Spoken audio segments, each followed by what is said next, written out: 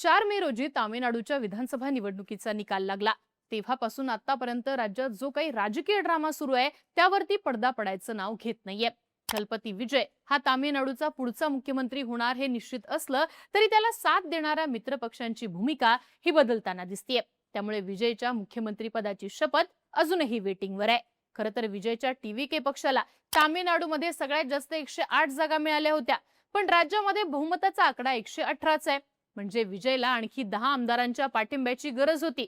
आता हा आकडा त्यानं काँग्रेस आणि इतर लहान मित्रपक्षांच्या मदतीने जुळवलाय खरा, ज्यात काँग्रेसच्या 5 आमदारांनी अगदी सुरुवातीच्या टप्प्यातच विजयला पाठिंबा जाहीर केला होता। पण इतर मित्रपक्षांची भूमिका ही अजूनही संदिग्ध आहे। त्यामुळे विजय आता सगळ्या मित्रपक्षांच्या इच्छा पूर्ण करून नेमकी तामिळनाडूमध्ये सत्ता कशी मिळवणार याकडे सगळ्यांचं लक्ष लागलेलं आहे। पण राज्यात निकालानंतर घडलेल्या या सगळ्या राजकारणात काँग्रेस पक्षाची भूमिका अत्यंत महत्त्वाची राहिली। कारण काँग्रेसनं ही निवडणूक एकतर एम.के. स्टॅलिन यांच्या डीएमके सोबत आघाडी करून एकत्र लढली होती, पण निकाल लागल्यानंतर मात्र काँग्रेसनं स्टॅलिन यांची साथ सोडून विजय सोबत जाण्याचा निर्णय घेतला। त्यामुळे या दोन पक्षांची अनेक वर्षांपासून असलेली युती आणि मैत्री तुटलेली आहे। याचे मोठे परिणाम तामिळनाडू सहित देशाच्या राजकारणावरती सुद्धा होणार आहेत। काँग्रेसला आता विजय सोबत जाऊन तामिळनाडूमध्ये सत्ता ही नक्कीच मिळेल, पण जर आपण लॉंग टर्म राजकारणाचा विचार केला तर डीएमकेची साथ सोडणं काँग्रेस पक्षाला खूप महागात पडू शकतं असं बोललं जातंय। आता आपण असं का म्हणतोय, डीएमकेची साथ सोडणं भविष्यात काँग्रेसला महागात का पडू शकतं, यामागची कारणं नेमकी काय आहेत पाहूयात आजच्या व्हिडिओतनं। नमस्कार, मी आरती आणि तुम्ही बघताय बोल भिडू। डीएमकेची साथ सोडणं काँग्रेसला भविष्यात महागात पडू शकतं असं म्हणण्याचं पहिलं कारण म्हणजे काँग्रेसनं स्टॅलिन यांच्यासारखा विश्वासू मित्र गमावणं। डीएमके हा सुरुवातीपासूनच काँग्रेसचा मित्रपक्ष राहिलेला आहे। केंद्रात जेव्हा मनमोहन सिंग यांचं यूपीएचं सरकार होतं त्यावेळी डीएमकेचा या सरकारला पाठिंबा होता। 2013 मध्ये श्रीलंकेतल्या तमिळ भाषकांच्या मुद्द्यावरनं डीएमकेनं यूपीए मधनं माघार घेतली होती, पण 2016 मध्ये हे दोन पक्ष पुन्हा एकत्रित आले। डीएमकेनं 2021 ची तामिळनाडूची विधानसभा निवडणूक ही मोठ्या अंतराने जिंकली। त्यावेळी काँग्रेस आणि डीएमके एकत्रितच होते। पुढे काँग्रेस सहित देशातल्या विरोधी पक्षांनी जुलै 2023 मध्ये इंडिया आघाडीची स्थापना केली आणि या आघाडीत सुद्धा डीएमके पक्षाची भूमिका अत्यंत महत्त्वपूर्ण होती। डीएमके आणि काँग्रेसनं 2024 ची लोकसभा निवडणूक सुद्धा एकत्र लढवली होती। या निवडणुकीत इंडिया आघाडीनं तामिळनाडूतल्या सगळ्या म्हणजे 39 जागा जिंकल्या होत्या। महत्त्वाचं म्हणजे काँग्रेसला तामिळनाडू राज्यात 9 जागा जिंकता आल्या, याचं बऱ्यापैकी श्रेय हे स्टॅलिन यांना देण्यात आलं होतं। सध्या डीएमकेचे लोकसभेत एकूण 22 खासदार आहेत। मागच्या 2 वर्षात ते प्रत्येक मुद्द्यावर काँग्रेस पक्षासोबत उभे राहिलेले पाहायला मिळतात। डिलिमिटेशन असू देत किंवा महिला आरक्षण, स्टॅलिन यांनी प्रत्येक वेळी राहुल गांधी यांना साथ दिली आहे। अलीकडेच लोकसभेत सरकारनं आणलेलं महिला आरक्षण सुधारणा विधेयक हे कोसळलं, कारण डीएमके सारख्या पक्षानं याचा जोरदार विरोध केला होता। पण आता काँग्रेस पक्षानं डीएमकेची साथ सोडून विजय सोबत जाण्याचा निर्णय घेतल्यानं भविष्यात संसदेत डीएमके काँग्रेस पक्षाला मदत करण्याची शक्यता कमीच आहे।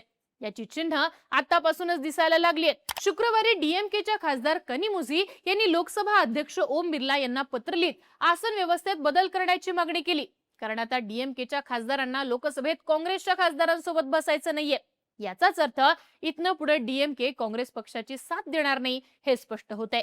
त्यामुळे भाजपचं काम हे सोपं झालेलं आहे, कारण विरोधकांमध्ये फूट पडण्याचा फायदा शेवटी भाजपलाच होणार आहे। त्यामुळे डीएमकेची साथ सोडणं भविष्यात काँग्रेसला महागात पडणार असं म्हटलं जातंय। डीएमकेची साथ सोडणं काँग्रेसला महागात पडू शकतं असं म्हणण्याचं दुसरं कारण आहे ते म्हणजे तामिळनाडूमध्ये काँग्रेस पक्षाचं अस्तित्व डीएमकेमुळेच टिकून आहे। खरं तर तामिळनाडू हे एक असं राज्य आहे जिथं सुरुवातीपासूनच प्रादेशिक पक्षांची ताकद राहिलेली आहे, पण या राज्यात आजही काँग्रेस सारख्या पक्षाला जनाधार आहे। यामागचं कारण डीएमके आहे। जर आपण मागच्या काही निवडणुकांचे निकाल पाहिले तर ही गोष्ट लक्षात येते। डीएमकेनं 2013 मध्ये काँग्रेस पक्षाची साथ सोडली होती। त्यानंतर काँग्रेसनं तामिळनाडूमध्ये 2014 ची लोकसभा निवडणूक सोबळावर लढली। त्या निवडणुकीत काँग्रेसनं राज्यातल्या सगळ्या 39 जागांवरती उमेदवार उभे केले होते, पण पक्षाला यापैकी एकही जागा जिंकता आली नाही, कारण डीएमके हा काँग्रेस सोबत नव्हता। त्यानंतर 2016 मध्ये दोन पक्ष पुन्हा एकत्रित आले। पुढे 2019 ची लोकसभा निवडणूक सुद्धा त्यांनी एकत्रित लढली। त्या निवडणुकीत काँग्रेसनं तामिळनाडूतल्या 9 जागा लढल्या होत्या, ज्यापैकी 8 जागांवर विजय मिळवला, म्हणजे जवळपास 90% स्ट्राईक रेट होता। 2024 मध्ये तर काँग्रेसनं 9 पैकी 9 जागा जिंकत 100चा स्ट्राईक रेट राखला। या दोन्ही निवडणुकांमध्ये डीएमके आणि काँग्रेस एकत्रित होते.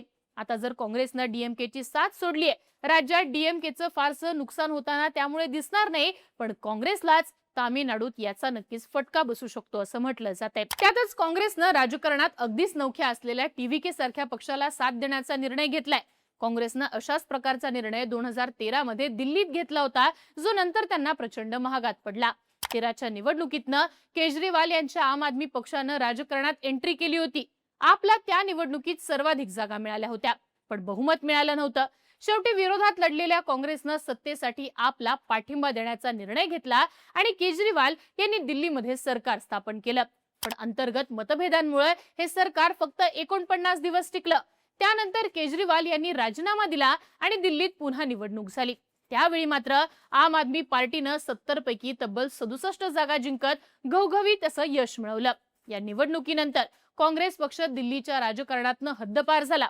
आता असंच काहीसं तामिळनाडूमध्ये घडण्याची शक्यता नाकारता येत नाही. आम आदमी पक्षाप्रमाणेच विजयच्या टीव्हीकेला सुद्धा राजकारणाचा अजिबात अनुभव नाहीये. पक्षाला आप प्रमाणे पहिल्यांदाच निवडणुकीत काँग्रेसच्या मदतीनं या ठिकाणी सत्ता मिळालीये. आता हे दोन पक्ष नेमके किती दिवस एकत्रित राहणार हा मोठा प्रश्न आहे. जर अंतर्गत मतभेदांमुळे हे सरकार कोसळलं तर काँग्रेसचा पुन्हा डीएमके कडे जाण्याचा मार्ग देखील बंद झालेला असेल. अशा परिस्थितीत काँग्रेस पक्ष दिल्लीप्रमाणे तामिळनाडूच्या राजकारणातनं सुद्धा हद्दपार होऊ शकतो. त्यामुळेच लॉंग टर्म हा निर्णय जो आहे तो काँग्रेसला महागात पडू शकतो असं बोललं जातंय. डीएमकेची साथ सोडणं काँग्रेसला महागात पडू शकतं असं म्हणण्याचं तिसरं कारण म्हणजे इथून पुढे काँग्रेस पार्टी सत्तेसाठी तडजोड करते हे नरेटिव्ह देशभरात जाईल. खरं तर काँग्रेस पक्षाची धुरा राहुल गांधी यांच्याकडे आल्यापासून त्यांनी प्रत्येक वेळा आपली लढाई ही विचारसरणीची लढाई आहे असं म्हटलेलं आहे. आम्ही भाजप आणि संघाच्या विचारसरणीच्या विरुद्ध देशभरात लढतोय असं राहुल गांधी अनेक वेळा उच्चारताना दिसतात. सोबतच ते भाजपवरती सत्तेसाठी तडजोड करता असे आरोपही करतात. भाजप मात्र सत्ता मिळवण्यासाठी कोणत्याही थराला जाऊ शकते असा आरोप काँग्रेस पक्षाकडनं नेहमीच केला जातो. पण आता इथून पुढे हेच आरोप काँग्रेसवर देखील होऊ शकतात. कारण तामिळनाडूत निवडणुकीसाठी काँग्रेस आणि डीएमके यांची आघाडी होती. पण निवडणुकीत अपयश आल्यावर काँग्रेसनं डीएमकेला सोडत विजय सोबत जाण्याचा निर्णय घेतला. काँग्रेसनं हे सत्ता मिळवण्यासाठीच केलेलं आहे हे वेगळं सांगायची गरज नाही.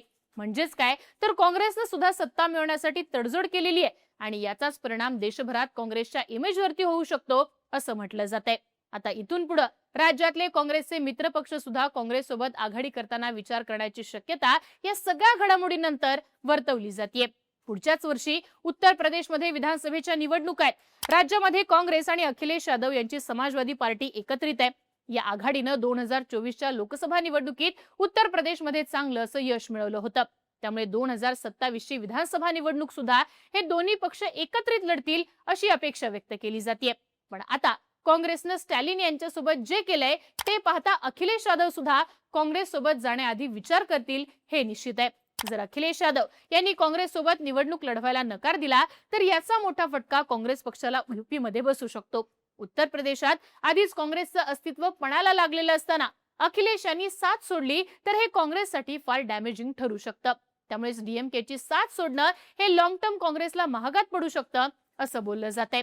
थोडक्यात काय तर तामिळनाडूमध्ये स्टॅलिन यांची साथ सोडत विजयाला जवळ करण्याचा निर्णय जो काँग्रेस पक्षाने घेतलाय त्याचे दूरगामी परिणाम देशाच्या राजकारणावरती होऊ शकतात असं चित्र दिसतं. आतापुरता विचार केला तर या निर्णयामुळे काँग्रेस पक्षाला तामिळनाडूमध्ये सत्ता मिळू शकते.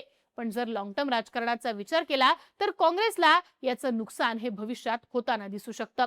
तुम्हाला काय वाटतं? डीएमकेची साथ सोडून विजय सोबत जाण्याचा काँग्रेसचा निर्णय योग्य आहे का? याबद्दलची तुमची मतं आम्हाला कमेंट बॉक्समध्ये लिहून नक्की कळवा आणि अशाच माहितीपूर्ण व्हिडिओसाठी बोल व्हिडिओला सबस्क्राईब करा.